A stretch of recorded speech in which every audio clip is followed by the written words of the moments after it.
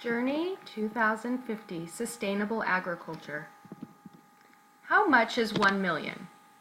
Just think about that.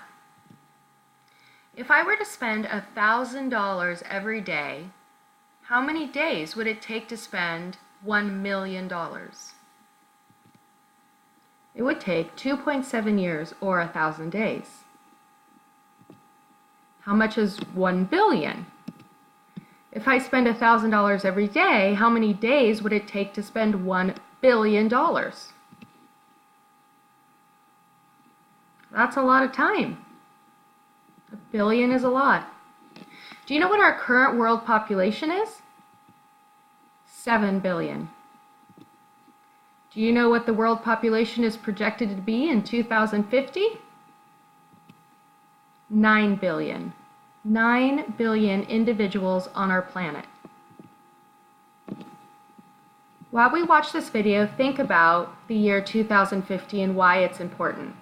Think about what is the sustainability barrel and what is the ripple effect.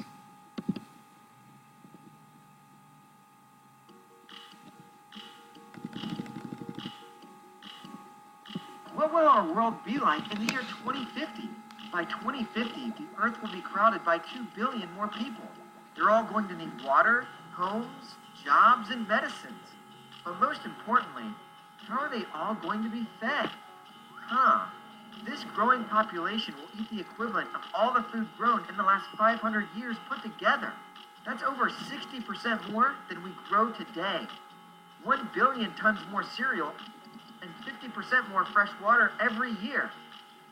This extra food has to be grown on less land in a way that protects the environment and animals, while making sure there's enough food for generations to come. This is called sustainability, and it can only be achieved by improving its three interconnected elements: economy, society, and environment. Let me show you what we mean. Imagine a barrel with parts made equally from these three elements. Well, you can only fill this barrel until its lowest piece.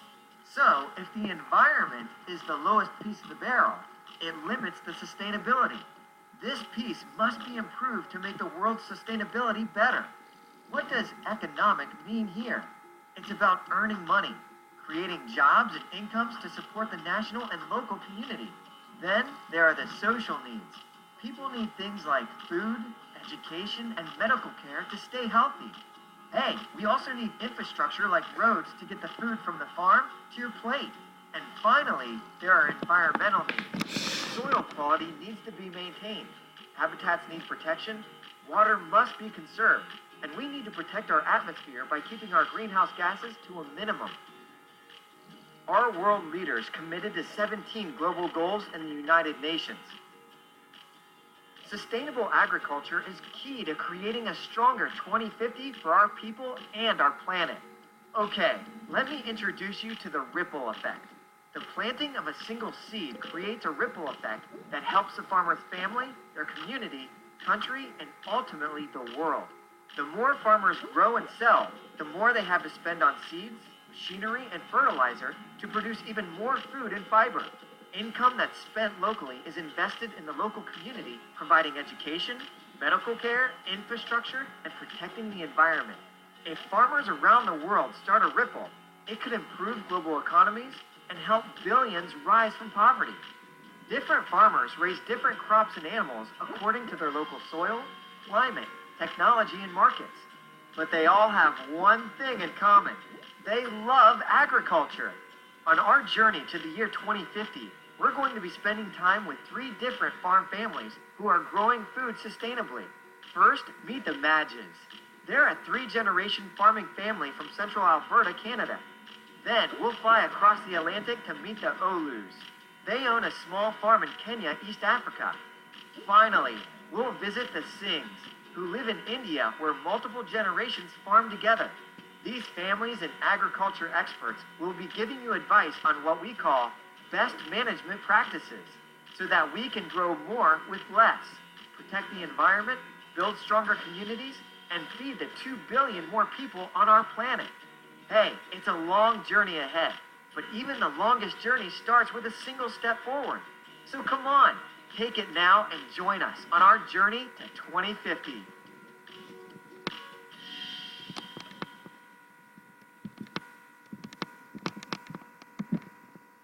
So why 2050?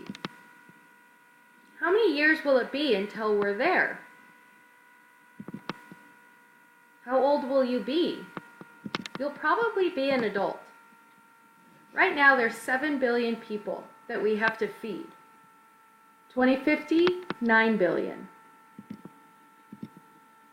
What will we need more of in order to feed 2 billion additional people? We're going to need more water, more homes, jobs, more medicine, more food. Who's going to provide all of these things? Farmers and natural resources from the earth are huge contributors to each of these things that we need. It is predicted that we will need to grow 60 to 70% more food than we currently grow today on the same amount of land or less land.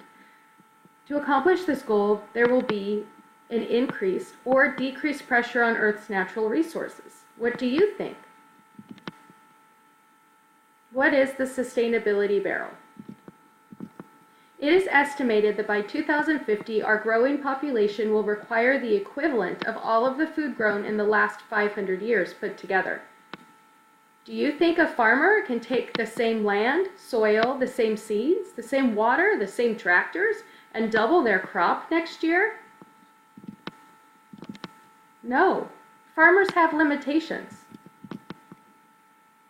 Some of those are economic. They need to be able to make a profit. They need to have jobs. They need to have an income. Social factors include food, education, health, and infrastructure. Environmental factors include soil, health, habitats, water, greenhouse gases. All of these things, all of the economic factors, the social factors, and the environmental factors will impact the sustainability of our food growing on Earth.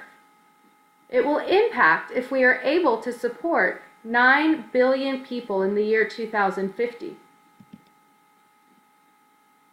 All of these things are considered limiting factors. A community is only successful as the least developed factor. We must continually try to improve the weakest one. What is the ripple effect? I mean, really, can just one factor impact the entire system? The ripple effect. It's like a single drop of water's impact on an entire body of water. That little tiny drop sends ripples throughout the lake or the ocean. If a farmer harvests a successful crop, what ripples do you think this creates? It provides food.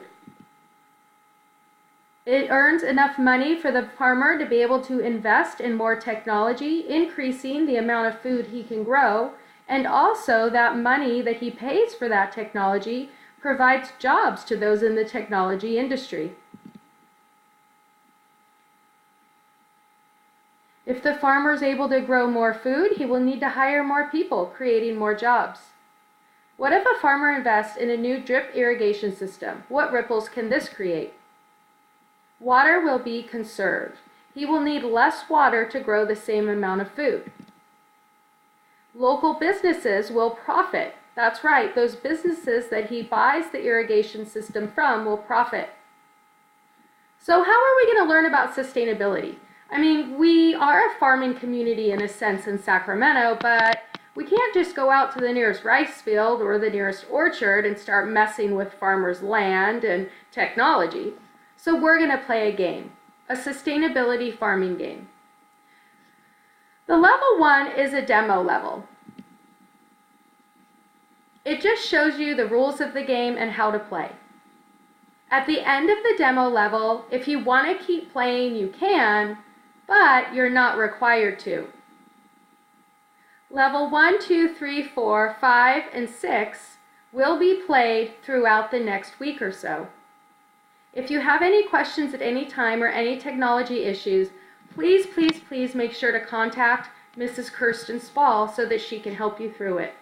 Good luck on becoming a sustainable farmer.